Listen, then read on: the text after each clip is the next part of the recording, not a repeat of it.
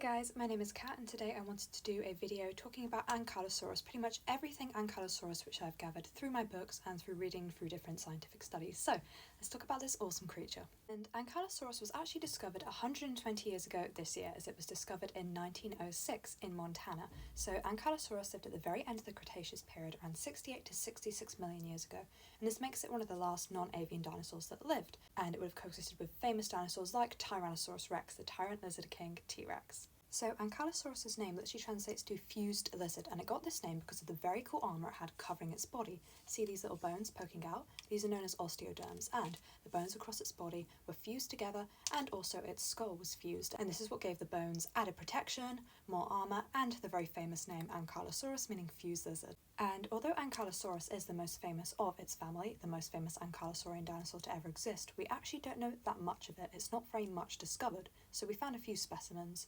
different fossils, but we're yet to find a full, complete skeleton.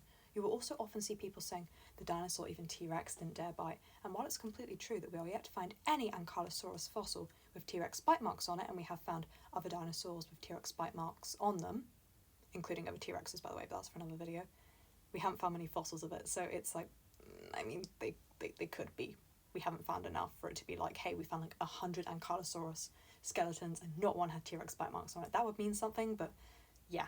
Although ankylosaurus is one of the least discovered ankylosaurian dinosaurs, it's still likely one of the biggest of the family. It's thought to be 6 to 8 meters long, or 20 to 26 feet long for my American followers. It also would have had to consume an unholy amount of vegetation each day. It's estimated to be 60 kilograms, or let me check, 132 pounds of vegetation daily, and it was a herbivore. It had a pretty cool skull, so you can see that ankylosaurus actually had a beak at the front of its skull. Then behind it, it would have had some leaf-like teeth, and these would have been perfect for shrubs and ferns. And we know that ankylosaurus had ferns because when Borealopelta, one of the best preserved ankylosaurian dinosaurs ever, was discovered a couple of years ago, they actually found remains of like what was in its stomach contents, and there were ferns in there.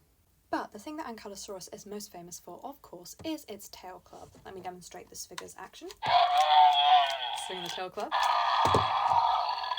And it likely would have been able to swing this tail club with enough force to break bones, including like the leg bones of a T-Rex. And although that may not sound like that devastating, because like broken legs today aren't really the end of the world, back in the prehistoric period, you're cooked, bro. You can't get the NHS there. So a T-Rex with a broken leg is effectively a dead T-Rex. However, these creatures did not just use their tail clubs for defense. In fact, they likely used it in intraspecific competition, and this means they would have used it against members of their own species, whether they're fighting for dominance, for mates, for social hierarchy. And we know that because this ankylosaurian, known as Zool, we found basically broken plates around the back and the hip area, which are consistent with if two ankylosaurian dinosaurs are going pew, pew, pew with each other, and it's kind of assumed the damage came from the tail clubs, which is really crazy to think about. It's also thought that the tail clubs of ankylosaurus developed as the dinosaur matured, so baby ankylosauruses, they wouldn't really have had a tail club, and juveniles, it wouldn't have been fully developed, but then when they're adults, they now have this absolutely terrifying weapon which they can use on members of their own species and predatory dinosaurs to try and ward them off. Ankylosaurus is also thought to have been a slow-moving dinosaur, only moving fast when it was absolutely necessary, which makes sense when you're consuming 60 kilograms of vegetation a day and you have this hefty armour on you. You know, I wouldn't want to be going for sprints either. I did briefly go through a phase of running with a weighted vest on, like a 10-kilo weighted vest on. Do not recommend. I mean, it's horrible on the joints. And my final fun fact about ankylosaurus is the researcher who led the fossil hunting trip, Barnum Brown, was actually the guy who discovered T-Rex a few years prior.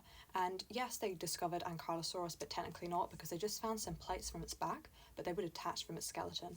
And that's led to issues today, still wondering how exactly the plates would have been arranged on this dinosaur. My name is Kat, I absolutely love dinosaurs, and I hope you enjoyed this video. Follow me for more content.